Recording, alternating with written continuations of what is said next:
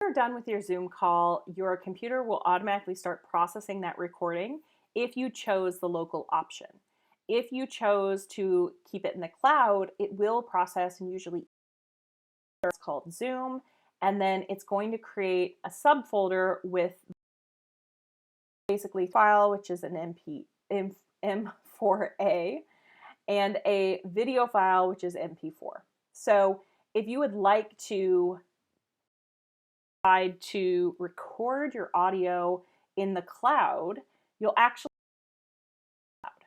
So if you are trying to keep this simple and you're like, man, I don't want to have to process a recording, save a recording, upload a recording, share the link, you can just put it in the cloud and share a link to that and say, hey, the audio from our class this morning is here. It'll be available for 24 hours and then it'll be deleted. And then if it gets too full, you can go in and delete old files.